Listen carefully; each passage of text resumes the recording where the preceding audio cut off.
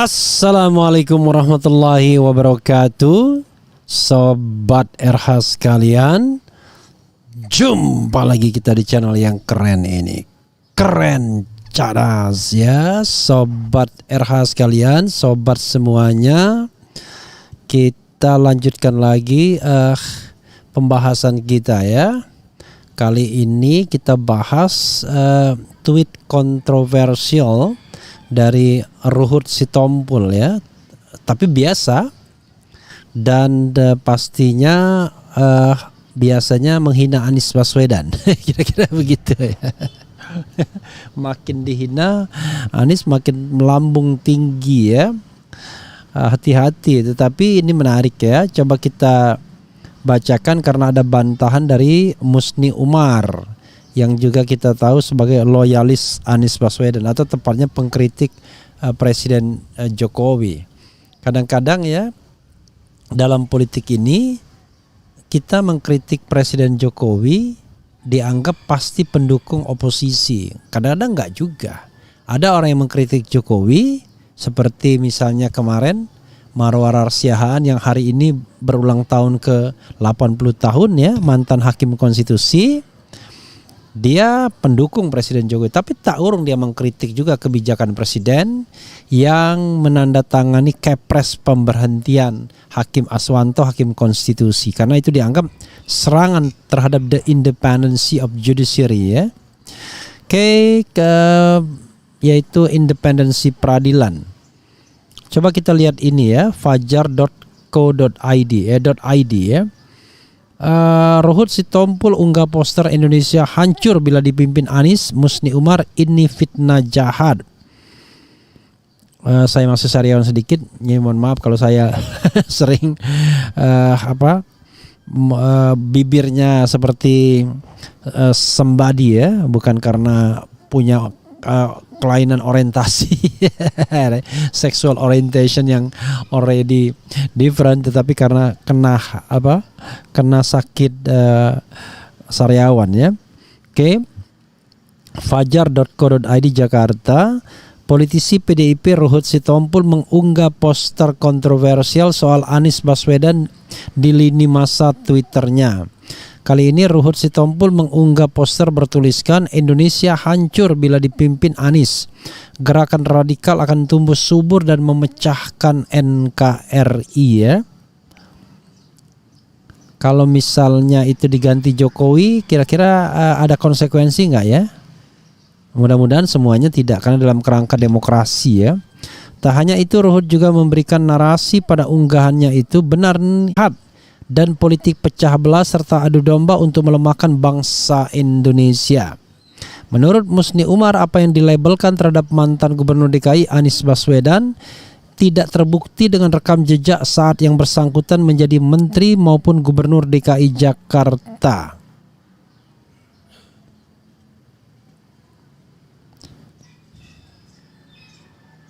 Kemudian ini fitnah jahat, politik pecah belah, politik adu domba untuk melemahkan bangsa Indonesia yang mayoritas muslim. Insya Allah gagal. Rekam jejak Anies saat menjadi menteri dan gubernur DKI tidak terbukti yang dilabelkan kepadanya. Sangat prihatin yang sebarluaskan dia lagi. Cuit Musni Umar menanggapi cuitan Ruhut Sitompul tersebut ya. Apa yang ingin saya komentari ya? Apakah kita akan mengutuk Ruhut Sitompul karena terus-menerus mengkritik Anies, ataukah kita menerima itu sebagai sebuah bagian dari dinamika demokrasi saja, dan juga tanggapan Musni Umar sebagai bagian dari dinamika demokrasi, dan semuanya diserahkan kepada rakyat agar mereka cerdas ya. Yang paling penting tidak gontok-gontokan secara fisik, hanya tweet war saja, hanya perang di tweet. Nah, saya for the time being untuk mengambil sikap kedua. Jadi ya biarkanlah ini sebagai bagian dari dinamika demokrasi. Biarkan Ruhut senantiasa mengkritik Anies Baswedan dengan black campaign-nya, dan biarkan Musni Umar membela Anies Baswedan dengan mengatakan sebaliknya ya. biar kita fair ya, daripada kita melarang orang untuk menyalurkan aspirasinya, tapi istana harus fair juga dong.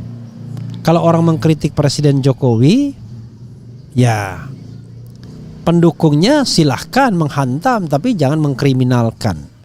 Jadi sepanjang itu tweet war, ya kita santai saja.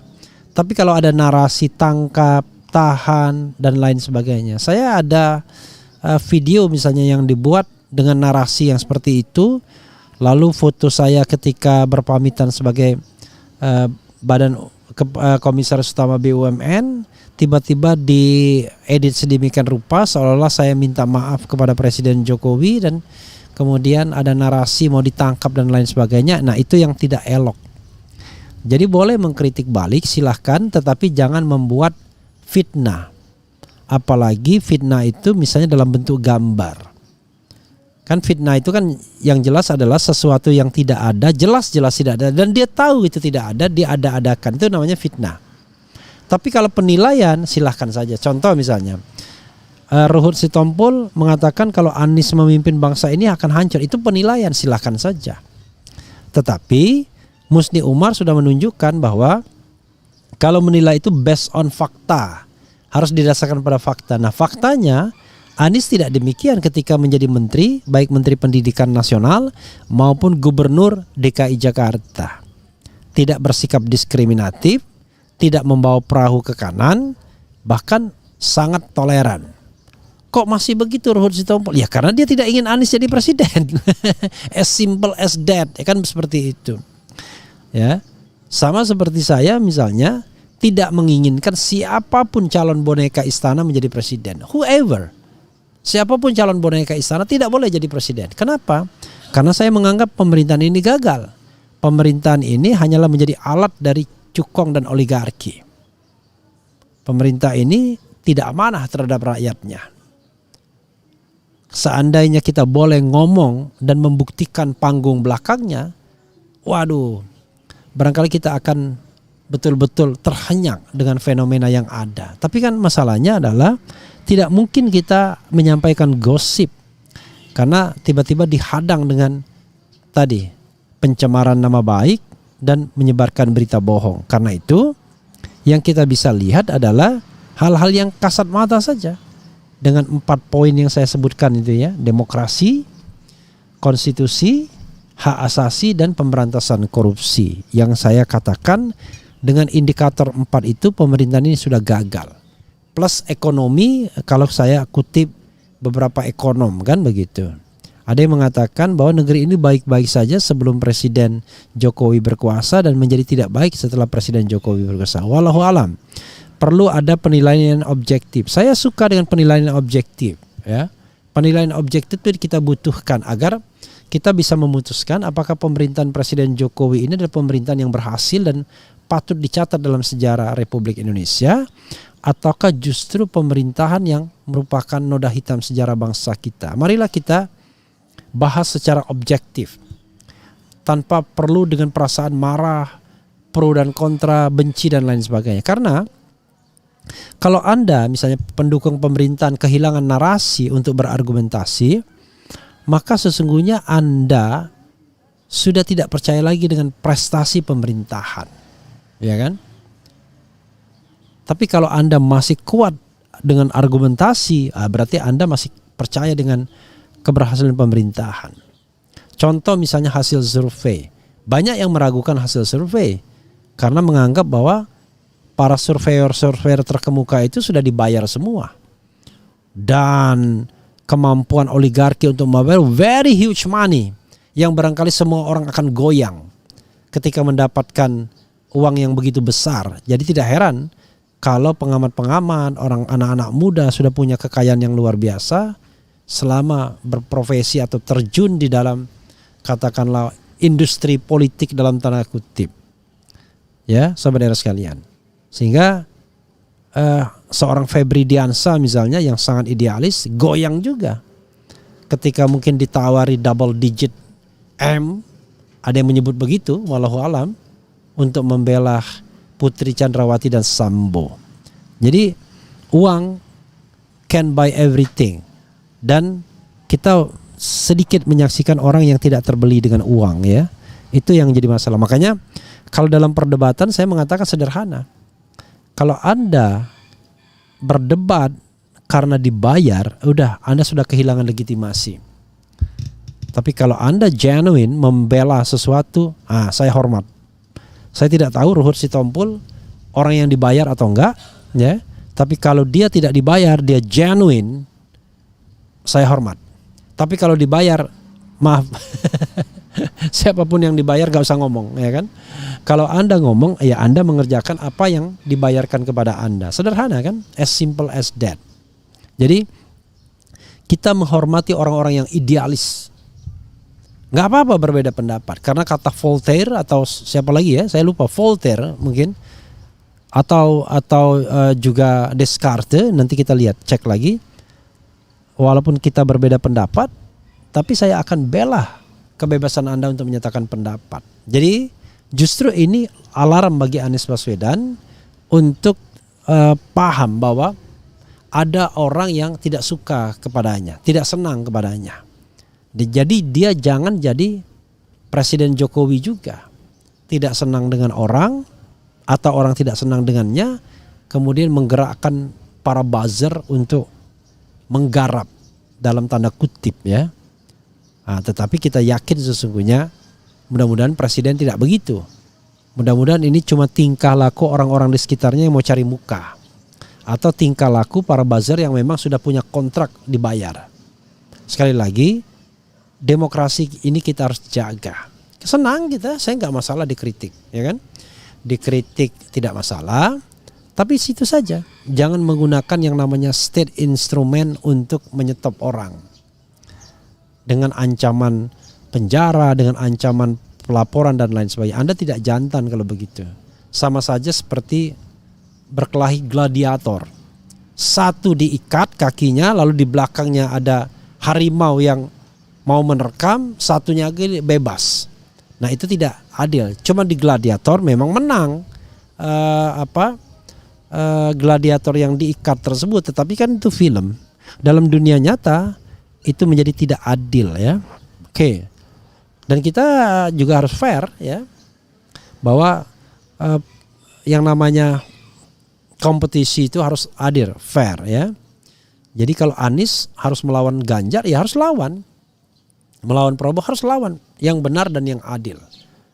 Ya, nanti kita bahas survei poll tracking mengenai keunggulan Anies dan keunggulan Ganjar. Tapi kita harus paham betul, poll tracking harus jujur dari mana sumber dananya.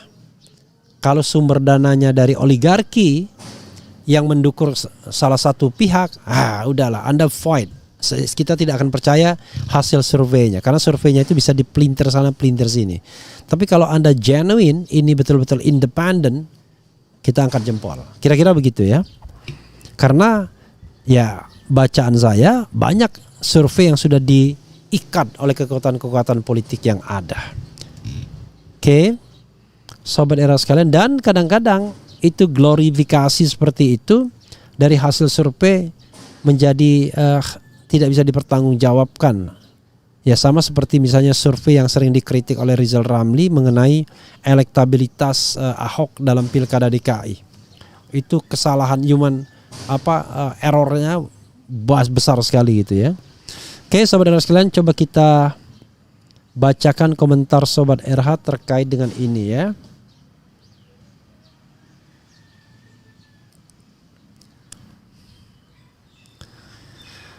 Assalamualaikum, Tangerang nyimak, jahat sekali non muslim, baca kafir satu itu ya. Kalau Ruhut bebas aja posting, Roy Suryo nasibnya tidak sebaik Ruhut yang sama-sama posting. That's the point. Kok bisa ada yang namanya unequality treatment in law? Jadi satu posting diproses, satu posting tidak diproses. Nah itu sendiri sudah mengindikasikan kan, padahal sama, ya kan? Ketika Roy Suryo reposting dan Ruhut Sitompul reposting, satu soal stupa Borobudur yang ada wajah Jokowi, satu Anies Baswedan yang dipakain koteka misalnya. Bedanya satu diproses, satu enggak. How come? Kalau kita bicara tentang equality before the law, oke ya. Kemudian belum lagi misalnya tuntutan. Roy Suryo dituntut 1 tahun 6 bulan, sementara kubu yang pro istana cuma dituntut kalau nggak salah cuma 6 bulan ya, dengan vonis 3 atau 4 bulan langsung bebas ya. Kemudian Ruhut mulut bangkai kok digubris. Nggak apa-apa ya, saya kira menggubris. Kita harus lihat kalau kritiknya memang benar, why not?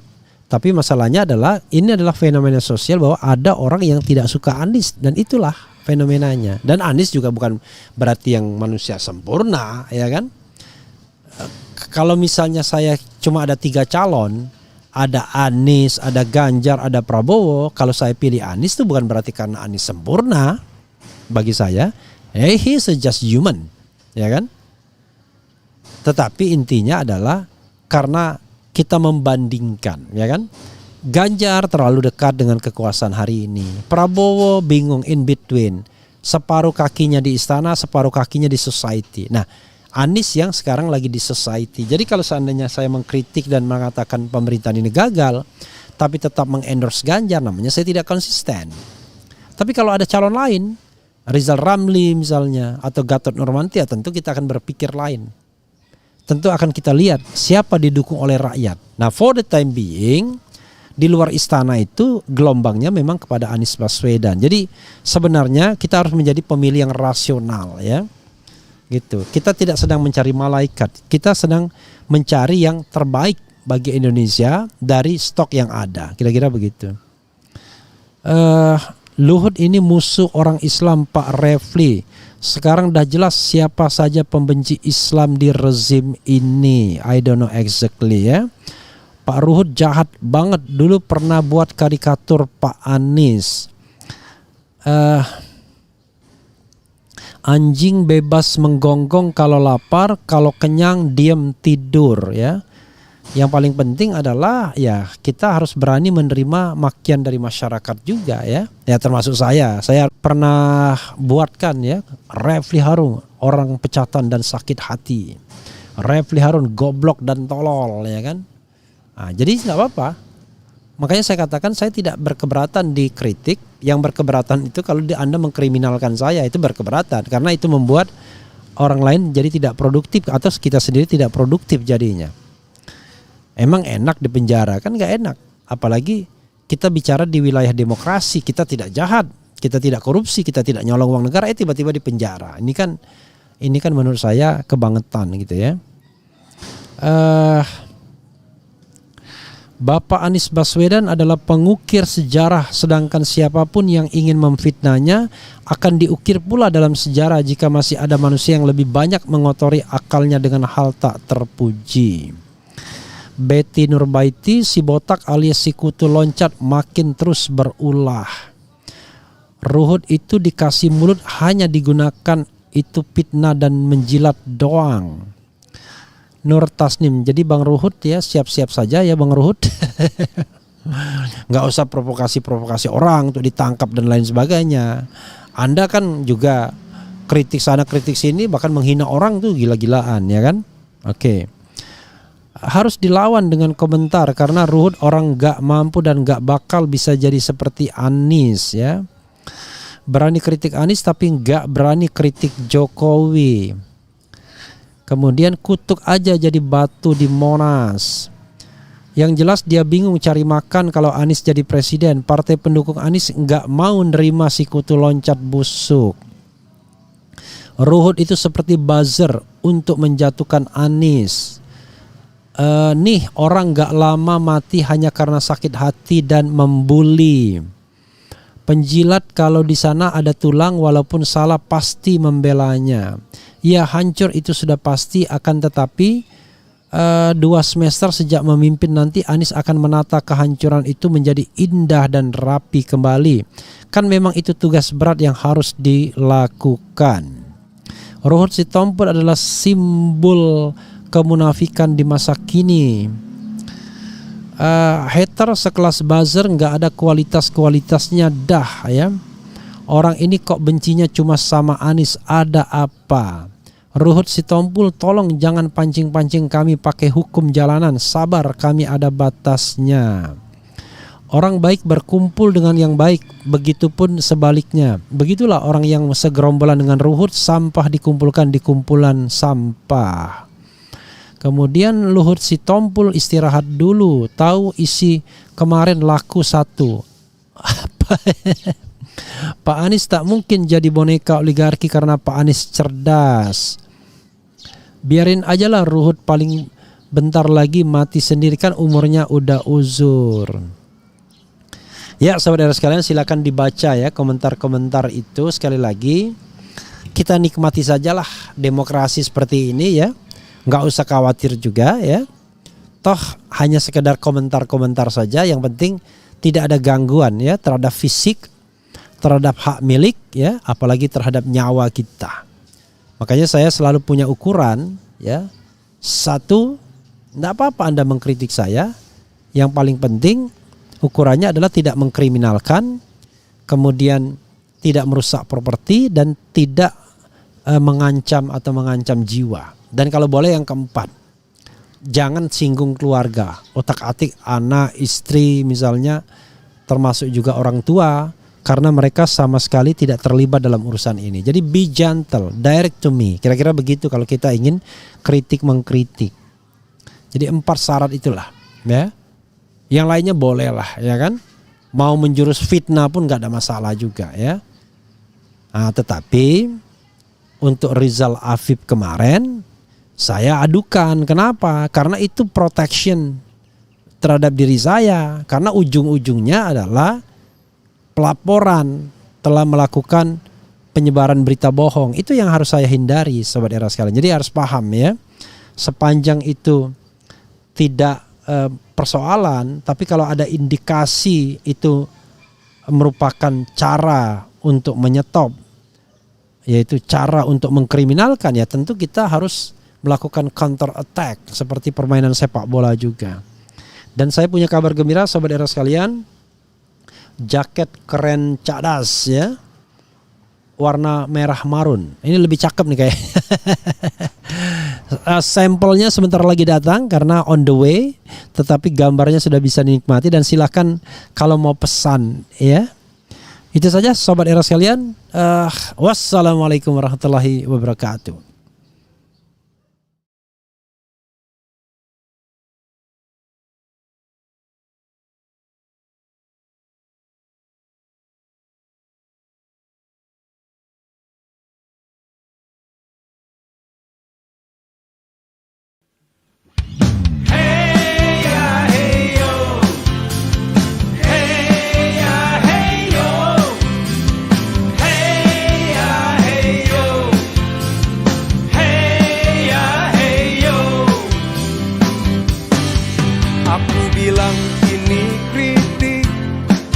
Kau bilang berita bohong, aku bilang ini kritik. Ujaran kebencian kau tuduhkan, aku bilang ini kritik. Kau katakan penghinaan, semua serba salah. Aku harus bagaimana? Aku bilang ini kritik, kau bilang berita bohong. Aku bilang ini kritik, ujaran kebencian kau tuduhkan. Aku bilang ini kritik, kau katakan penghinaan. Semua serba salah, aku harus bagaimana? Negeri ini dimerdekakan, bukan untuk memenjarakan. Beda pendapat kok dipidanakan, bagaimana rakyat dicerdaskan? Aku bilang ini kritik, kau bilang berita bohong. Aku bilang ujaran kebencian kau tuduhkan. Aku bilang ini kritik, kau katakan penghinaan. Semua serba salah, aku harus bagaimana? Hey ya hey yo, hey ya hey yo, hey ya hey yo, hey ya hey yo. Negeri ini dimerdekakan bukan untuk memenjarakan. Beda pendapat kok dipidanakan. Bagaimana rakyat dicerdaskan? Aku bilang ini kritik, kau bilang berita bohong. Aku bilang ini kritik, ujaran kebencian kau tuduhkan. Aku bilang ini kritik, kau katakan penghinaan. Semua serba salah, aku harus bagaimana? Semua serba salah, aku harus bagaimana? Semua serba salah, aku harus bagaimana?